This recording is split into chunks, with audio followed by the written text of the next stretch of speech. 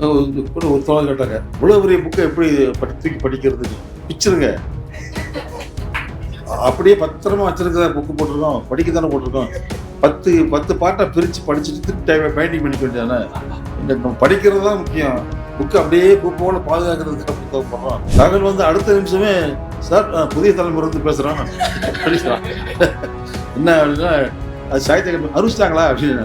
ஆமாம் சார் உங்களோட பேட்டி எடுக்கணும், ஒரு 5 நிமிஷம் வெயிட் பண்ணுங்கன்னு சொல்லிட்டு நான் அந்த அரவிந்தனுக்கு ஃபோன் பண்ணேன்.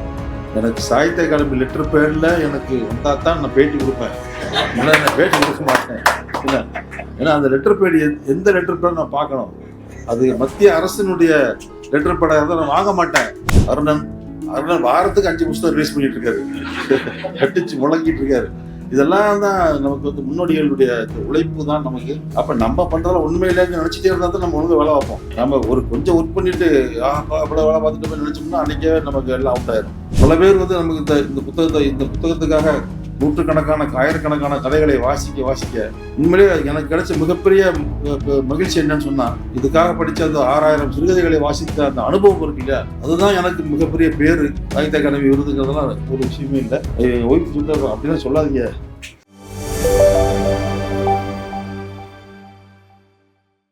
அனைவருக்கும் என்னுடைய பணிவான மாலை வணக்கம். இந்த சாகித்ய அகாடமி விருது நிறுத்தப்பட்ட டிசம்பர் 18ஆம் தேதியிலிருந்து வசைகளையும் வாழ்த்துக்களையும் வாரி வழங்கிய அனைவருக்கும் முதலில் நன்றி தெரிவித்துக் கொள்கிறேன். அது இப்ப அறிவிச்சு திரும்ப ரிப்பீட். ஆனா ரிப்பீட்ல பெரிய ஆச்சரியம் என்னன்னா வசைகளையே காணும். இது எனக்கு பெரிய ஆச்சரியம். நான் எதிர்பார்த்துட்டே இருந்தேன். வாழ்த்தக்கூடிய நூற்றுக்கணக்கான தோழர்கள் முகநூலில் வாழ்த்துறாங்க. அவங்க யாருமே இந்த புத்தகத்தை வாங்கினதும் இல்லை, படிச்சதும் இல்லை. அது எனக்கு நல்லா தெரியும். இவரு நல்ல மனுஷங்கிறத தெரிஞ்சிருக்காங்க. இல்ல நான் முகநூல்ல சொல்றேன். ஆமா, முகநூல்ல எழுதுறவங்க பாராட்டுறவங்க தோழர்கள் யாரும் வந்து படிக்கல. ஆனா இந்த ஆள் நல்ல ஆளு, சரியாத்தான் எழுதியிருப்பான் அப்படின்னு ஒரு நம்பிக்கை அவங்களுக்கு. அந்த நம்பிக்கையில பாராட்டுறாங்க. சரி, அந்த நம்பிக்கையை நம்ம சம்பாதிச்சிருக்கமேன்னு சந்தோஷப்பட்டு வேண்டியதான். வாங்கி படிச்சு அதை பத்தி இது தப்பா இருக்குன்னு சொன்னா கூட மகிழ்ச்சியா இருக்கும். அப்பதான் கேள்விப்படுறாங்க, 1000 பக்கத்துக்கு ஒரு புக் எழுதுறீங்களாமே அப்படிங்கிறாங்க. அப்ப எழுதி 2-3 வருஷம் ஆச்சப்பா அப்படின்னா. மக்களை படிக்க வைக்கிறது மாதிரி ஒரு பெரிய துயரமான போராட்டம் வந்து வேற எதுவுமே கிடையாது. அந்த போராட்டத்தை நம்ம எப்படி நடத்த போறோங்கிறது தான் நமக்கு முன்னாடி இருக்கிற மிகப்பெரிய சவால். கூட ஒரு தோழர் கேட்டாங்க, இவ்வளவு பெரிய புக்கை எப்படி தூக்கி படிக்கிறதுன்னு கேட்டாங்க. பிச்சிருங்க,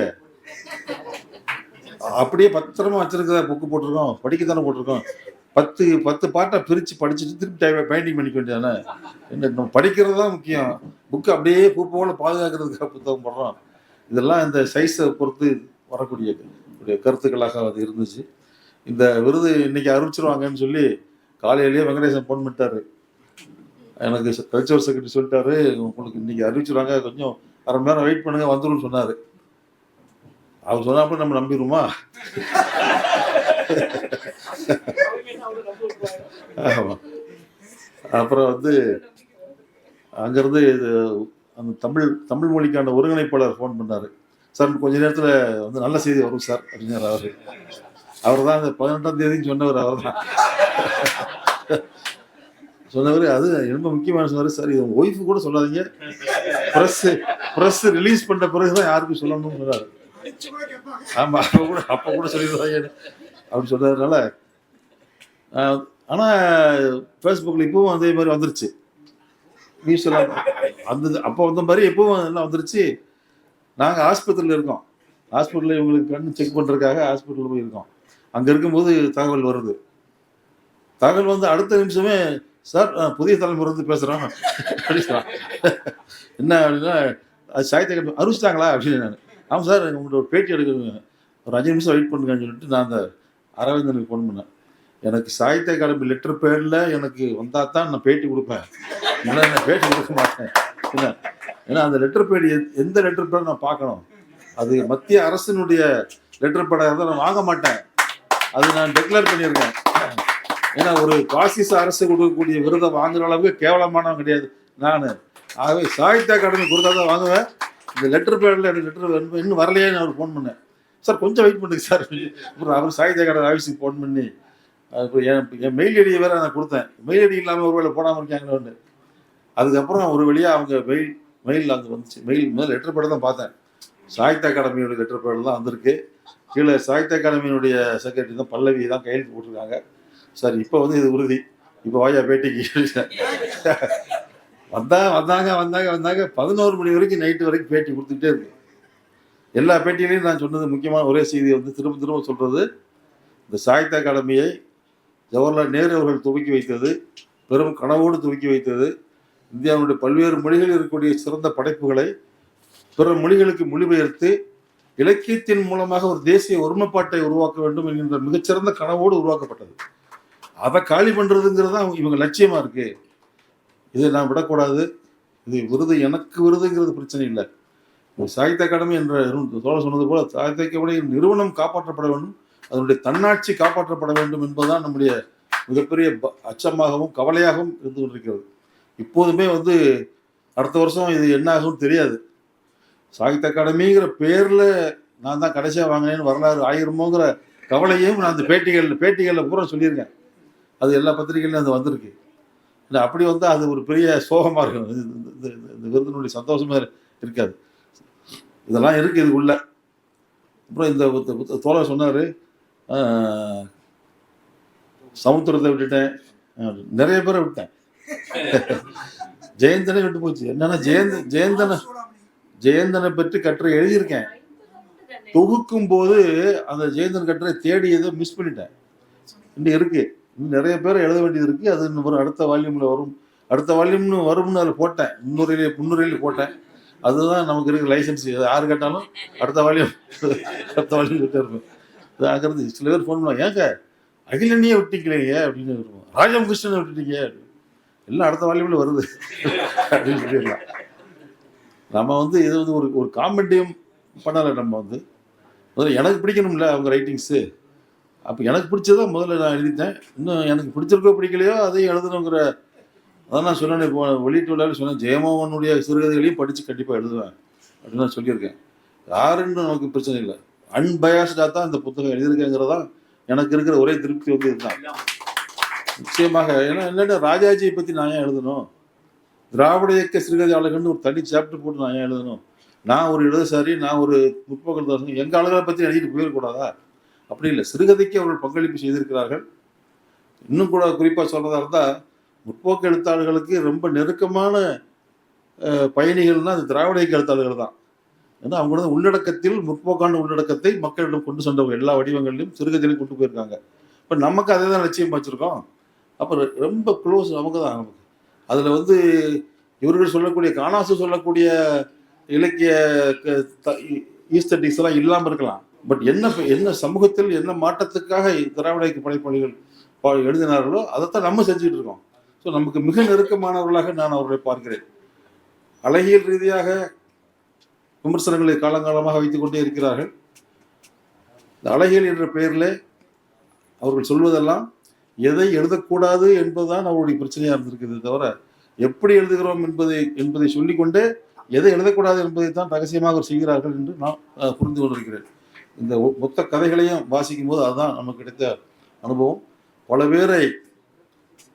பேர் வந்து நமக்கு இந்த புத்தகத்துக்காக நூற்றுக்கணக்கான ஆயிரக்கணக்கான கதைகளை வாசிக்க உண்மையிலே எனக்கு கிடைச்ச மிகப்பெரிய மகிழ்ச்சி என்னன்னு சொன்னா, இதுக்காக படித்த அந்த 6000 சிறுகதைகளை வாசித்த அந்த அனுபவம் இருக்கு இல்லையா, அதுதான் எனக்கு மிகப்பெரிய பேரு. இதெல்லாம் ஒன்றும் இல்லை, சாகித்ய அகாடமி விருதுங்கிறதெல்லாம் ஒரு விஷயமே இல்லை.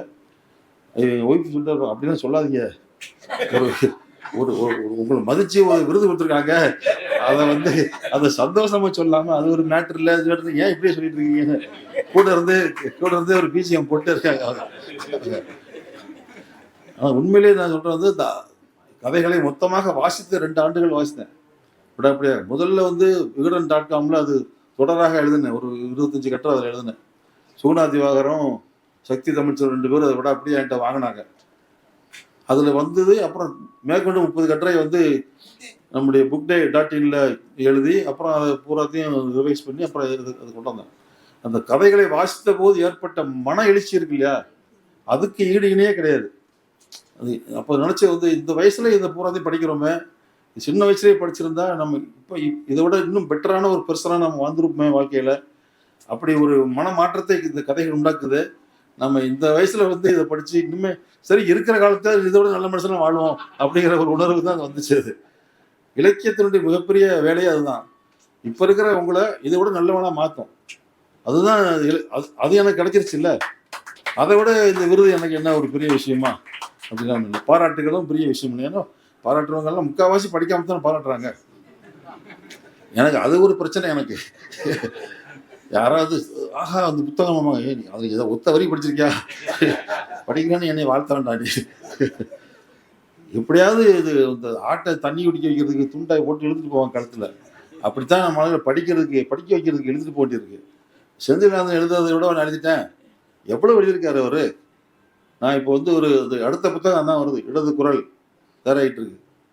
தமிழ் சமூகத்தில் தமிழ் அறிவுலகத்துக்கு இடது குரல் என்ன பங்களிப்பு செஞ்சிருக்குங்கிறத தொடர்ந்து 20 பேரை பத்தி கட்டுரை இருக்கு. அதுல ஒருத்தர் அவரு. நீங்க தமிழ்நாட்டிலே சைவம் எப்படி வந்தது, தமிழகத்தில் வெவ்வேறு மதங்கள் எப்படி இங்கே ஊடுருவி வளர்ந்துச்சு, தமிழ் சமூகத்தினுடைய உளவியலை சமூக உளவியலை எப்படி இந்த மதங்கள் வந்து தகவமைத்திருக்கின்றன அப்படிங்கிறது எல்லாம் யாருமே எழுதல. அவர் தான் எழுதியிருக்காரு. அவர் தான் எழுதியிருக்காருங்கிறது நம்ம ஆளுகளுக்கே தெரியலை. இது என்ன கொடுமையா இருக்கு. ஸோ படிக்க வைக்க வேண்டியிருக்கு. நம்முடைய முன்னோடிகள் அவ்வளோ ஒர்க் பண்ணியிருக்காங்க. அவர் பாலாசார் எவ்வளோ ஒர்க் பண்ணியிருக்காரு. நான் கடுமையாக உழைக்கிறேன்னு இங்கே தோழர்கள் யாரும் பேசுனாங்க. அதெல்லாம் ஒன்றுமே கிடையாது. நீ பாலாசார் ஒர்க் பண்ணுறதை பார்த்து நான் வந்து அதிர்ச்சி அடைஞ்சு மிரட்சி அடைஞ்சிருக்கேன்.